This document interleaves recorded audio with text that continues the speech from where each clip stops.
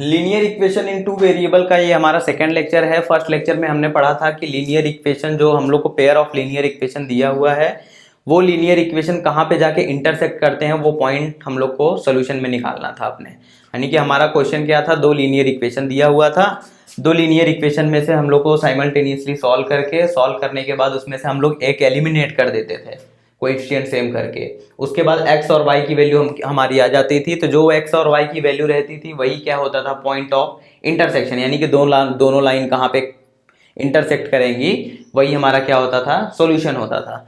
ये elimination method हो गया। अभी ये हमारे पास ग्राफिकल मेथड है। ग्राफिकल मेथड में क्या करना रहता है, सेम टू सेम वैसे ही हमको दो इक्वेशन दिए जाएंगे, दो अलग अलग लाइन की भी दे सकता है, सेम लाइन के भी दे सकता है। अभी आपको बताऊंगा सेम लाइन अलग लाइन क्या होता है।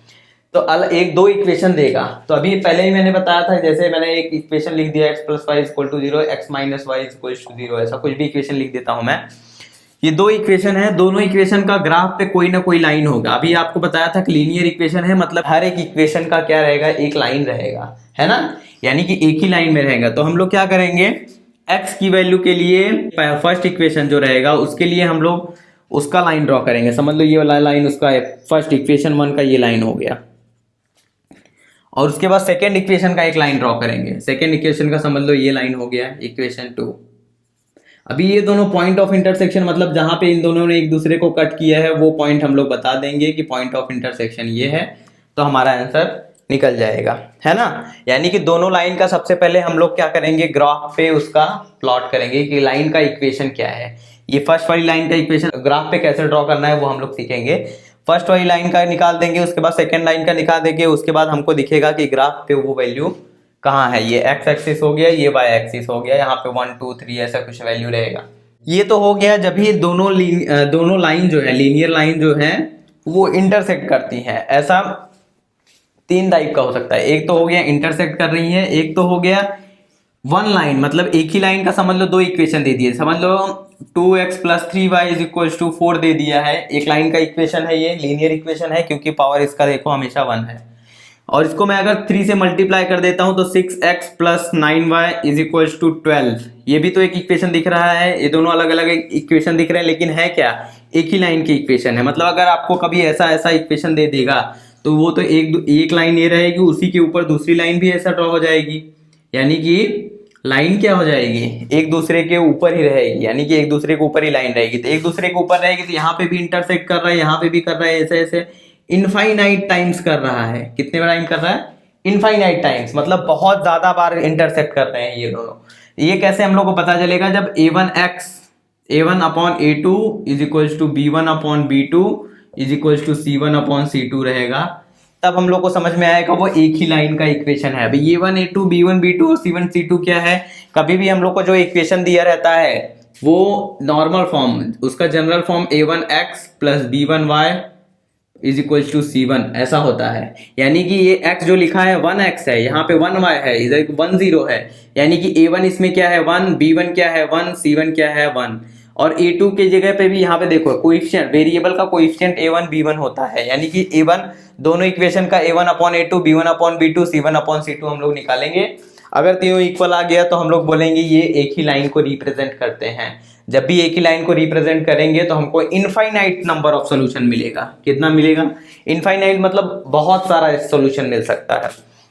और एक कब होगा कि दोनों लाइन पैरेलल हो जाएं। पैरेलल लाइन के बीच का डिस्टेंस हमेशा इक्वल होता है, यानी कि पैरेलल लाइन कभी भी इंटरसेक्ट करती नहीं है। जब भी पैरेलल लाइन रहेगा, पैरेलल लाइन के लिए कंडीशन क्या है, a1/a2 = b1/b2, वो इक्वल नहीं रहेगा c1/c2 के। समझ जाना क्या है, वो पैरेलल लाइंस है। तो पैरेलल लाइंस कभी भी नो सॉल्यूशन देती है। नो सॉल्यूशन मतलब हमको पॉइंट ऑफ इंटरसेक्शन मिलेगा ही नहीं, ये दोनों कहीं पे इंटरसेक्ट नहीं करेंगी। समझ में आ रहा है यहाँ तक, मतलब कि हम लोग को क्या इन द शॉर्ट क्या फाइंड करना है। सबसे पहले दो इक्वेशन दिया रहेगा, दो इक्वेशन का हमको ग्राफ पे इक्वेशन प्लॉट करेंगे। हम लोग इक्वेशन प्लॉट करके देखेंगे पॉइंट ऑफ इंटरसेक्शन कहाँ है। अगर एक ही लाइन का आ गया तो उसको बोल देंगे हम लोग इनफाइनाइट नंबर ऑफ सॉल्यूशन। अगर वो सॉल्यूशन नहीं मिल रहा है, a1/a2 b1/b2 के इक्वल है, तो वो पैरेलल लाइंस हो जाएंगी। पैरेलल लाइंस का कोई सॉल्यूशन निकलता नहीं है क्योंकि वो इंटरसेक्ट नहीं करती हैं। ठीक है, यहाँ पे 5 क्वेश्चन दिए हुए हैं। अगर 5 के 5 क्वेश्चन आप लोग अपने मन से एक बार सॉल्व कर लेते हो मतलब पहले एक बार लेक्चर देख लो, उसके बाद जैसे ही सॉल्व कर देते हो उसके बाद आपको ग्राफिकल मेथड में कोई भी डाउट नहीं रह जाएगा। यानी कि आप बार बार मतलब प्रैक्टिस करना तो बहुत ज़रूरी है, लेकिन अगर एक बार एक सॉल्व कर लेते हो उसके बाद 1-2 दिन बाद अपना खुद से ट्राई करना, खुद से अगर आ जाता है इसका मतलब आपके यहाँ रिकॉल हो रहा है, यानी कि आपको मेथड समझ में आ गया है। तो पहला क्वेश्चन ले लेते हैं, x + y = 6। ये वाला है, दो इक्वेशन हम लोग को ऐसा दिया हुआ रहेगा, एक इक्वेशन ये है, एक दूसरा इक्वेशन ये रहा, कि दोनों इक्वेशन दिया हुआ है। उसके बाद एक हम लोग को ऐसा ग्राफ बना लेना है, ठीक है। तो ग्राफ बनाने के बाद अभी उस क्वेश्चन में पहले ही बोलेगा कि ग्राफिकल मेथड से सॉल्व करो। किसके में, कौन से मेथड से? ग्राफिकल मेथड से। जब भी ग्राफिकल साइमल्टेनियस मेथड बोलेगा तो एलिमिनेशन लगाओ, सब्स्टिट्यूशन लगाओ, कुछ भी लगा सकते हो आप, एलिमिनेशन या फिर सब्स्टिट्यूशन लगाओ। लेकिन अगर ग्राफिकल बोलेगा तो आपको ग्राफ से ही सॉल्व करना है। तो अभी ग्राफ से सॉल्व करना सबसे आसान है। सबसे पहले अपने मन से ही, खुद से ही आपको x की वैल्यू 0 रखनी है एक बार, उसके बाद 1 रखनी है, उसके बाद 2 रखनी है। ऐसे ही सॉल्व करना है, याद नहीं करना है। फिर भी 0 1 2 रखोगे तो हमेशा x का वैल्यू 0 1 2 तक ही आएगा, है कि नहीं। और y का वैल्यू कुछ भी आने तो y का वैल्यू हमारा अप डाउन में कुछ भी हम लोग कर सकते हैं। ये हो गया x एक्सिस, ये हो गया y एक्सिस, ठीक है। हम लोग यहाँ पे स्केल भी लिख सकते, स्केल लिखना भी बहुत इंपॉर्टेंट है। 1 सेंटीमीटर = 1 यूनिट, एक्स एक्सिस पे देख लो, और वाई एक्सिस पे भी वैसे ही कर लेना है। 1 सेंटीमीटर = 1 यूनिट, ठीक है। स्केल लिखना बहुत ज़रूरी है क्योंकि आपको पता रहना चाहिए कि 1 सेंटीमीटर की वैल्यू कितनी आप दे रहे हो। जो टीचर आपका चेक करेगा उसको पता रहना चाहिए, ठीक है। तो सबसे पहले x की वैल्यू मैं यहाँ पे 0 रखूंगा, फिर x की वैल्यू 1 रखूंगा, फिर x की वैल्यू 2 रखूंगा। देखता हूँ मेरी y की वैल्यू क्या आती है। जैसे ही x की वैल्यू 0 रखूंगा तो 0 हो जाएगा ये, तो y की वैल्यू मेरी आ जाएगी 6। तो पहला पॉइंट मुझे मिल गया 0,6। समझ में आ रहा है, बहुत ही आसान है। उसके बाद x की वैल्यू मैं 1 रख रहा हूँ, 1 रखूंगा तो 1 इस साइड में जाएगा, 6 - 1 हो जाएगा, तो y की वैल्यू मेरी 5 आ जाएगी। तो 1,5 मेरा सेकेंड वैल्यू मिल गया। समझ में आ रहा है, ये बहुत आसान है, इसलिए मैं इसको मेथड नहीं दिखा रहा हूँ कैसे इस साइड राइट हैंड साइड में जाके सब्ट्रैक्ट हो रहा है। अभी 1 सब्ट्रैक्ट करना है, इसमें क्या है ज्यादा प्रॉब्लम। तो 2 रखने पे क्या होता है, x की वैल्यू 2 रखा तो यहाँ पे 2 जाएगा, 6 - 2 हो जाएगा 4, तो 2,4, यानी कि 3 पॉइंट हम लोग को मिल गया। सबसे पहला है 0,6, यानी x एक्सिस पे 0 और y एक्सिस पे 6। तो यहाँ पे मुझे पहला पॉइंट मिल गया 0,6। समझ में आ रहा है सबको। और दूसरा 1 रखूंगा x की वैल्यू और y पे आएगा 5। तो 1 है x पे, यहाँ पे y का वैल्यू 5 है यहाँ पे, तो यहाँ पे मुझे मिल गया है 1,5। और दूसरा क्या है, 2 रखूंगा x की वैल्यू 4 आएगा मेरा, y की वैल्यू 2 रखूंगा और 4 यहाँ 2,4। अभी यहां से देखो सीधी लाइन एक क्रॉस हो रही है, यहाँ पे थोड़ा सा, अभी तीनों पॉइंट से एक लाइन हमेशा ड्रॉ हो जाएगी। तो हम लोग ऐसा कर सकते हैं, एक लाइन को इधर से ऐसा, तीनों स्केल से रखोगे तो तीनों एक ही लाइन पे आनी चाहिए। इसका हम लोग रख देते हैं x वाला, किसका इक्वेशन मिल गया हमको, x + y = 6, x + y = 6। ये हमको पहले लाइन का इक्वेशन, ये एरो मत बनाना अभी क्योंकि हम लोग को एक्सटेंड करना पड़ सकता है। जब इंटरसेक्ट कर देगा तब आप एरो ऐसा बना सकते हो। दूसरा हम लोग चेक करते हैं, x की वैल्यू मैंने 0 रखा तो y की वैल्यू देख रहे हो -4 आ जाएगा, क्योंकि ये निगेटिव इस साइड में जाएगा, या फिर निगेटिव से मल्टीप्लाई करोगे तो ये निगेटिव हट के यहाँ पे -4 हो जाएगा। तो 0,-4 आ गया आंसर। फिर x की वैल्यू जैसे ही 1 रखा मैंने, तो x की वैल्यू 1 रखूंगा तो y की वैल्यू -3 आ जाएगी, क्योंकि ये इधर जाएगा 4 - 1 3 हो जाएगा, ये माइनस इसके साइड गया तो 1,-3। उसके बाद मैंने x की वैल्यू क्या रखूंगा, 2 रखा जैसे ही, तो y की वैल्यू -2 आ गई, तो 2,-2 ये मेरा बन गया है x - y = 4 का, ठीक है। अभी पॉइंट आउट करते हैं हमारा कहाँ का। सबसे पहले x की वैल्यू 0 है, y की वैल्यू -4 है, तो x की वैल्यू 0 यहाँ पे है, तो और y की वैल्यू क्या आएगी मेरी -4, y की वैल्यू -4 यहाँ पे है, यानी कि ये हो गया 0,-4 है ना। x की वैल्यू यहाँ पे 0 है, y की वैल्यू क्या है -4। तो x की वैल्यू फिर से 1 रखा तो -3 आया, यानी कि x की वैल्यू है 1 तो y की वैल्यू -3, यानी कि यहाँ कहीं पे आएगा 1,-3। 2 पॉइंट मिल गया मेरा, एक यहाँ पे एक यहाँ पे। और तीसरा x की वैल्यू 2 रखने पे y की वैल्यू -2 आई, तो 2 रखने पे y की वैल्यू -2 यहाँ कहीं पे आएगा। तो तीसरा पॉइंट मिल गया मुझे 2, -2, ये 3 पॉइंट मिल गया मुझे। जैसे ही ये मैंने तीनों पॉइंट को एक लाइन ड्रॉ किया तो मेरा ये इक्वेशन जो बनेगा, इसको थोड़ा और एक्सटेंड कर देता हूं मैं, ये इक्वेशन जो बनेगा मेरा x - y = 4, ये वाला इक्वेशन बन गया। मेजरमेंट नहीं लिया हुआ है मैंने, इसलिए ग्राफ थोड़ा सा यहाँ क्रॉस हो रहा है और लाइन भी सीधी सीधी ड्रॉ नहीं हो रही है। तो आप लोग जैसे ही पॉइंट देखोगे ना, आप ग्राफ पेपर पे करोगे तो आपको तुरंत यहाँ पे 5,1 पे आके मिल जाएगा। अभी इसके नेक्स्ट वाला जो करूंगा मैं ग्राफ अपनी स्केल से ड्रॉ करके आप लोग को दिखाता हूँ। तो यानी कि यहाँ पे हम लोग को इंटरसेक्शन पॉइंट जो है 5,1 मिल गया। तो हम लोग यहाँ पे लिख सकते हैं solution of given linear equation is x, y = 5,1। अभी यहाँ पे 5,1 मेरा नहीं दिख रहा है, जिसका मतलब ये नहीं है कि नहीं आएगा आंसर। जब भी आप ग्राफ पेपर पे आप प्रॉपर करेंगे तो प्रॉपर में जैसे ही पॉइंट आउट लिखते हैं, यहाँ पे पॉइंट थोड़ा आगे पीछे हो सकता है, इसकी वजह से नहीं हुआ है ये, ठीक है।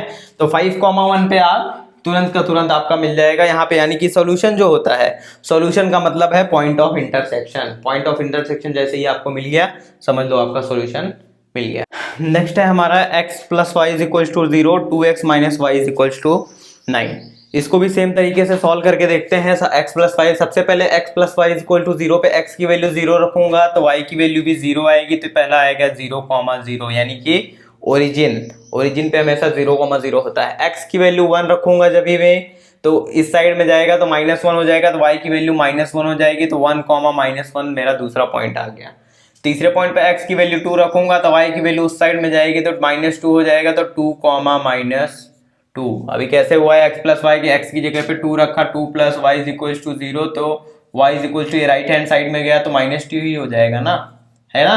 ये ऐसे ही करना है, बस खाली सॉल्व करना है थोड़ा सा। इतना तो अपने मन से भी कर सकते हो, 10th में पहुंच गए हो आप लोग। तो 3 पॉइंट मुझे मिल गया। सबसे पहला 0,0, 1, -1, 2, -2। 0,0 यहाँ पे होता है एकदम सेंटर पे। दूसरा है 1, -1, यानी x एक्सिस पे 1 और y एक्सिस पे क्या, -1। तो यहाँ कहीं पे आएगा एकदम, है ना, 1, -1। ये x एक्सिस है और ये y एक्सिस है, ठीक है।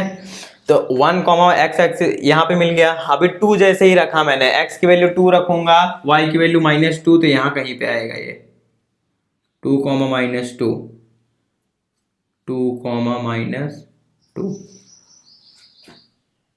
तो अभी तीनों को मैं कर देता हूं तो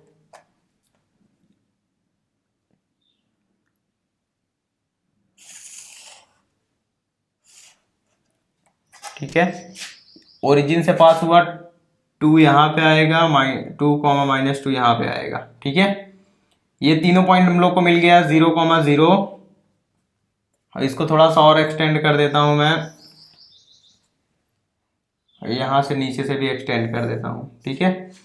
ये हम लोग का कौन सा इक्वेशन बन गया, x + y = 0। वैसे ही same to same 2x - y = 9 पे हम लोग करेंगे। सबसे पहले x की वैल्यू 0 रखूंगा तो y की वैल्यू -9 आ जाएगी, है ना। तो 0, -9 आप देख सकते हो, 2 × 0 - y = 9। तो -y = 9 हो जाएगा, तो y की वैल्यू आ जाएगी -9। ऐसे y x की वैल्यू मैंने 1 रखा तो y की 2 इस साइड में जाएगा तो -2 यहाँ पे 7 हो जाएगा, तो y की वैल्यू जाएगी -7, 1, -7 आएगा। तो y की वैल्यू मैंने 2 रखा तो 2, 2 = 4, 9 - 4 क्या होता है, 9 - 4 होता है 5, तो y की वैल्यू आ जाएगी -5। तो 2, -5। अपने मन से आप कुछ भी रख सकते हो वैल्यू, लेकिन जो भी वैल्यू रखोगे आप इतना छोटा रखना कि आपके ग्राफ पे आना चाहिए वो। अगर ऐसा रख रहे हो y की वैल्यू समझ लो 30 रख दी है, तो y की वैल्यू 30 आएगी कहाँ, x की वैल्यू 20 रख दी है, 20 तो है ही नहीं आपके ग्राफ पे। तो ऐसी वैल्यू रखना है, जितना बड़ा आपका ग्राफ है उतने पे ही आपका आंसर आ जाना चाहिए। बड़ा आंसर आ रहा है तो आपको, अगर ये ये इक्वेशन को देख के समझना है कि क्या करने पे छोटा आएगा मेरा आंसर, और समझ में आ रहा है। तो ये वाला 0,9 यानी एक्स एक्सिस पे 0 और वाई एक्सिस पे -9, -9 यहाँ पे है, एक पॉइंट मुझे यहाँ पे मिल गया 0, -9, 1, -7 एक्स एक्सिस पे 1, वाई -7 यहाँ पे है, एक्स एक्सिस यहाँ पे है, तो यहाँ पे आएगा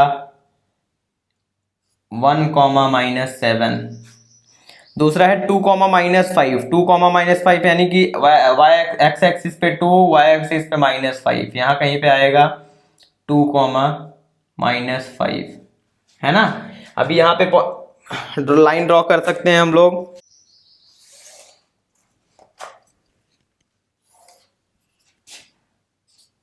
ये हमारा आ गया है 2x - y = 9। ये इक्वेशन को लिखना बहुत ज़रूरी है कि कौन से लाइन का इक्वेशन कौन सा है। यहाँ पे इन दोनों इंटरसेक्ट कर रहे हैं 3, -3। देखे जैसे ही अगर मैं प्रॉपर प्लॉटिंग करूंगा यानी कि प्रॉपर ग्राफ ड्रॉ करूंगा तो मेरा आंसर सही आएगा। तो आप लोग भी ऐसे ही ग्राफ पे ड्रॉ करेंगे, तो ग्राफ पे जैसे ही ड्रॉ करोगे आपका आंसर आ जाएगा तुरंत, ठीक है। और याद रखना कि पॉइंट ऑफ इंटरसेक्शन जो है वो आप कोई भी वैल्यू लेते हो, लाइन तो वही है, लाइन वही रहेगी, यानी कि पॉइंट ऑफ इंटरसेक्शन वही आना चाहिए। ऐसा नहीं है कि आपने यहाँ पे समझ लो मैंने 0 लिया, आपने यहाँ पे 2 ले लिया, 3 ले लिया, तो आपका पॉइंट ऑफ इंटरसेक्शन अलग हो जाएगा।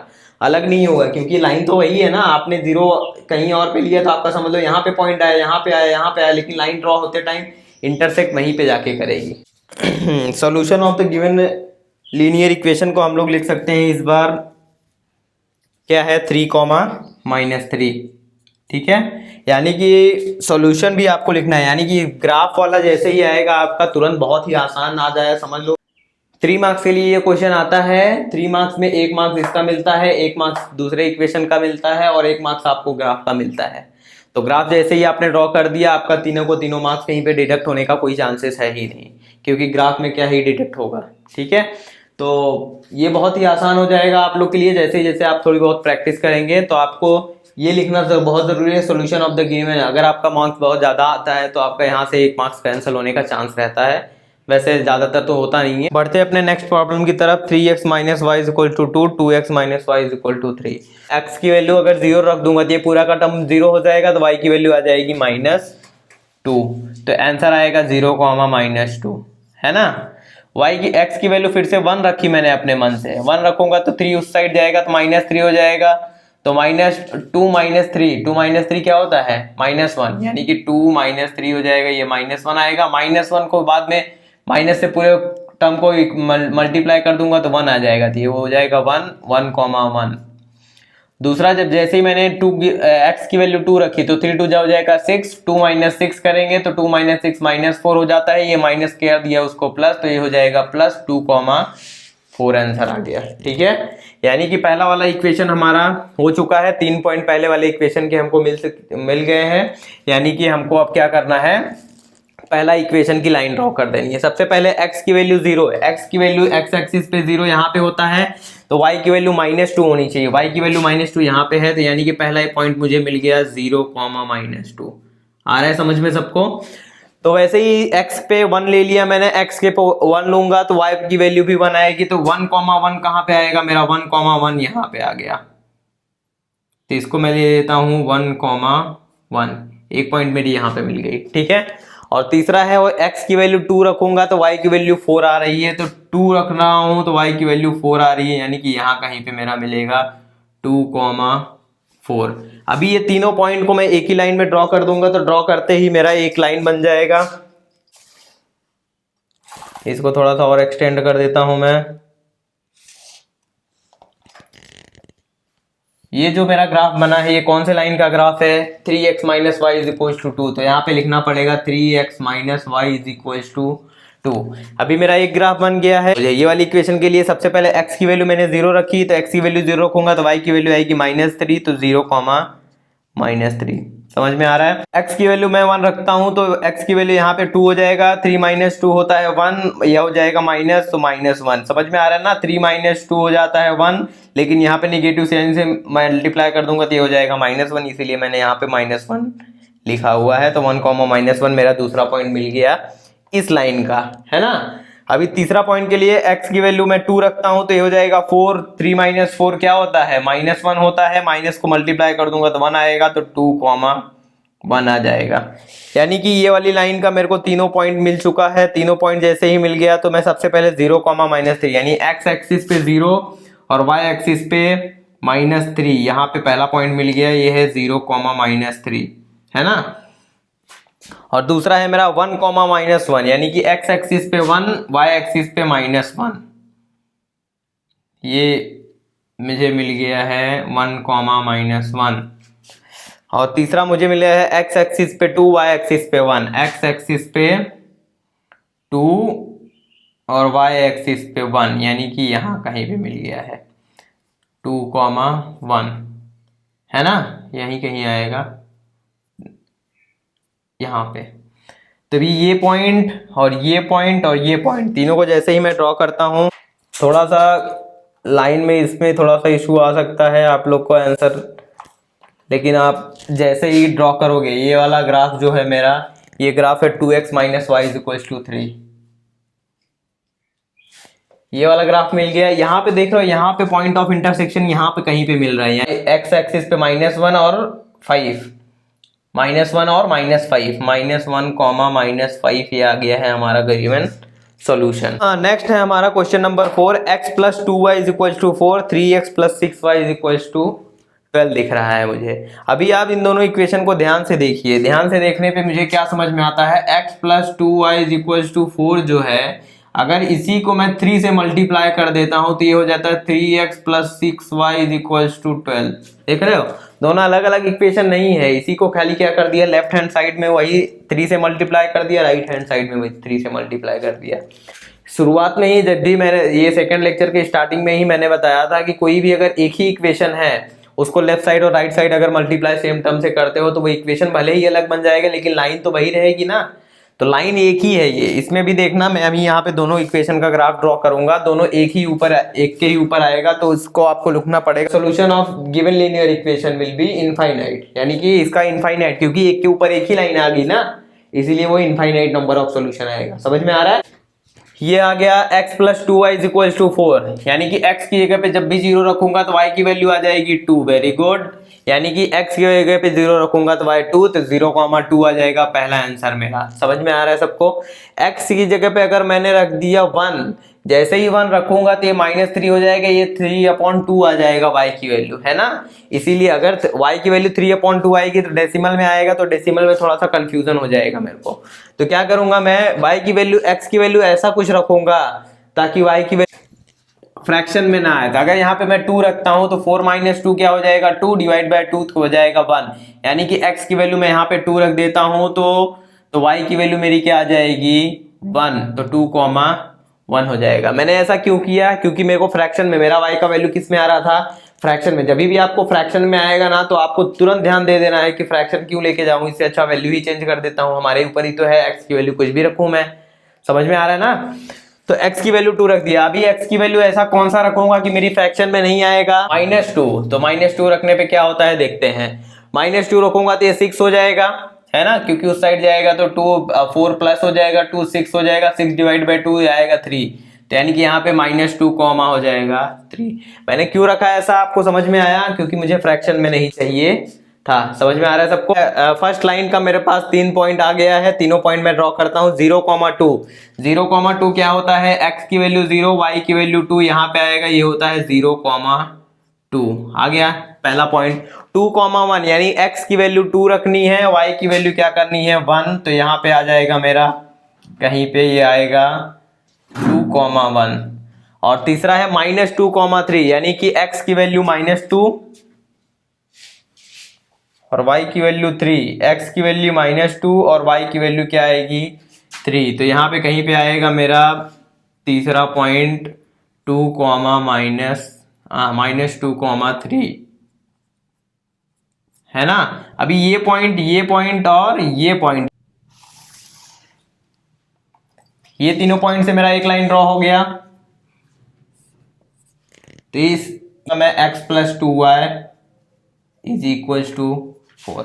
अभी सेम टू सेम मैं इस वाले में रखता हूं, x की वैल्यू 0 रखूंगा जब, तो y की वैल्यू क्या आ जाएगी 2 आ जाएगी, है ना। कैसे आएगा, 0 ये पूरा 0 हो गया तो 12 डिवाइड बाय 6 तो आ जाएगा 2। तो पहले क्या आएगा 0, y की वैल्यू आएगी 2 तो 0,2 देख रहे हो, वही वाला इक्वेशन आ रहा है। अगर फिर से 2 रखता हूं मैं, x की जगह पे 2 रखूंगा तो क्या आएगा मेरा, x 6 हो जाएगा, 12 माइनस 6 6, 6 डिवाइडेड बाय 6 1 तो आएगा 2,1। और वैसे ही -2 यहाँ पे फिर से रख देता हूँ तो मैं -2 क्या हो जाएगा, -2 -6 हो जाएगा, 18 आएगा तो आंसर आएगा 3 -2,3। यानी कि ये जो इक्वेशन बना है ये भी मेरा क्या है, 3x plus 6y is equal to 12। यही इक्वेशन पे तो है, यही तीनों पॉइंट तो आ गया है मेरा। यानी कि मेरा जो दोनों लाइन है, दो अलग अलग मेरे को दिया हुआ था इक्वेशन, वो दोनों का लाइन जो है एक ही है। यानी कि ये क्या है, a1/a2 is equal to b1/b2 is equal to c1/c2। अगर ऐसा रहता है तो हमको क्या मिलते हैं, इनफाइनाइट नंबर ऑफ सोल्यूशन मिलते हैं। बिकॉज रीजन अगर लिखना रहेगा, because both equation represent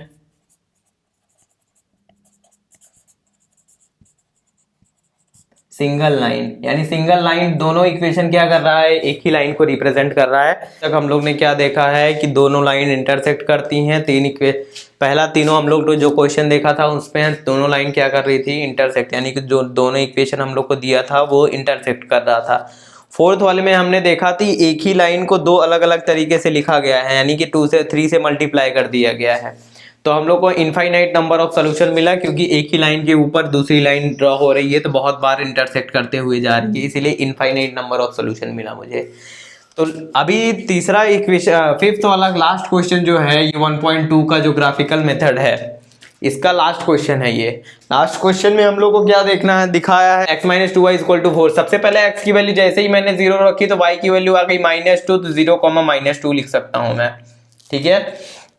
x की वैल्यू अगर मैं यहाँ पे 1 रख देता हूँ, 1 रखूंगा तो ये हो जाएगा 3, तो 3/2 हो जाएगा, ये जो मुझे चाहिए नहीं। तो मैं यहाँ पे क्या करूंगा, 2 रख देता हूँ। x की वैल्यू जैसे ही 2 आया तो 2 यहाँ पे 2 हो गया, 2 - 1 तो यहाँ पे हो जाएगा 2, -1, है ना। यहाँ पे मैं -2 दूसरी वैल्यू रख देता हूँ तो -2 इधर आएगा, 6 हो जाएगा, 6 डिवाइडेड बाय 2 तो -3 आंसर आएगा। तो -2, -3 मेरा थर्ड पॉइंट मिल गया मुझे। यानी कि पहले लाइन जो दिख रहा है मुझे, उसका तीनों का तीनों पॉइंट मुझे मिल गया है। अभी सबसे पहला पॉइंट मुझे क्या मिला हुआ है, 0, -2 दिख रहा है, तो यानी कि x की वैल्यू 0 आएगी और y की वैल्यू -2, तो यहाँ पे कोई पॉइंट मिल जाएगा मुझे 0, -2।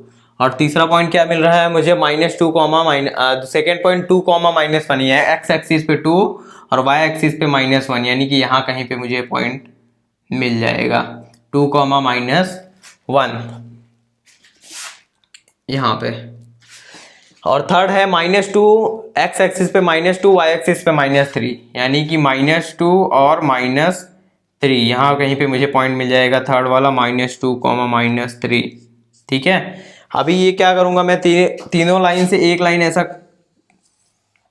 गया, यानी कि मुझे पहला इक्वेशन का लाइन मिल गया है। 3 पॉइंट पहले इक्वेशन से मुझे 3 पॉइंट मिले, तीनों पॉइंट पे जब भी मैंने ड्रॉ किया, तीनों पॉइंट को मिलाया जैसे ही, तो मेरा एक इक्वेशन बन गया। ये है x - 2y = 4। अभी दूसरा लाइन मेरा क्या है, x की पे सबसे पहले 0 रखता हूं तो y की वैल्यू आ जाएगी -3, तो आएगा 0, -3।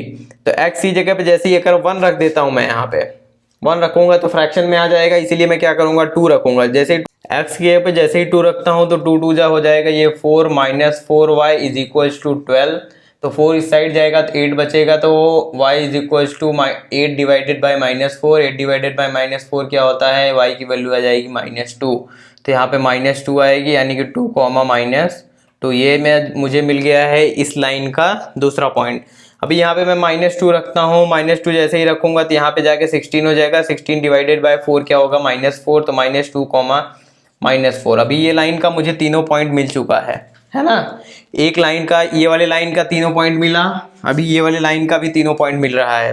तो तीनों पॉइंट में सबसे पहले 0, -3 देखते हैं, यानी कि x एक्सिस पे 0 और y एक्सिस पे -3, ये हो जाएगा मेरा 0, 3। दूसरा आया मुझे 2, -2 यानी कि x की जगह पे 2 और y की जगह पे -2 यानी कि यहाँ कहीं पे आएगा 2, -2। और दूसरा -2, -4 यहाँ पे है, -4 यहाँ पे है, तो यहाँ पे मिल जाएगा -2, -4। जैसे ही आप लोग ग्राफ पे करते हैं आपको ग्राफ पे तुरंत ऐसा पार्टीशन दिखते हुए जाएगा। तो यहाँ पे मेरे एक पॉइंट यहाँ पे है, एक पॉइंट यहाँ पे, एक पॉइंट यहाँ पे, तीनों को जैसे ही मैं ड्रॉ करता हूँ तो मुझे समझ में आता है ये तीनों देखो पैरेलल दिख रहे हैं। अभी मुझे कैसे पता चला, क्योंकि A1/A2 is equals to B1/B2 is equals to not is equals to C1/C2 है ना। यानी कि A1/A2 यानी कि 1/2 तो दिख रहा है, 1/2 है, और यहाँ पे भी 1/2 है, लेकिन यहाँ पे 1/3 है C1/C2 में। तो मुझे समझ में आ गया कि ये दोनों लाइन क्या है, पैरेलल है। जैसे ही आप ग्राफ पे ड्रॉ करोगे ग्राफ पे आपको साफ साफ दिख जाएगा कि यहाँ पे कैसे ही पैरेलल लाइन दिख रही है। तो दोनों लाइन पैरेलल, जब भी लाइन पैरेलल होती है तो उनके नंबर ऑफ सॉल्यूशन होते ही नहीं है। क्यों नहीं होते हैं? क्योंकि जब पॉइंट ऑफ इंटरसेक्शन होगा ही नहीं तब नंबर ऑफ सॉल्यूशन कैसे निकलेगा।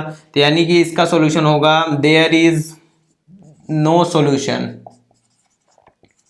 Of given linear equation. यही आपका आंसर है। आई होप आप लोग को समझ में आया रहेगा। ग्राफ पे आप लोग प्लॉट करे हुए ग्राफ आपके हाथ से ट्राई करके देखोगे ग्राफ पे, 1-2 बार में ही आपको सब कुछ समझ में आ जाएगा। तब तक अभी नेक्स्ट वीडियो में हम देखते हैं क्रैमर रूल क्या होता है। ठीक है।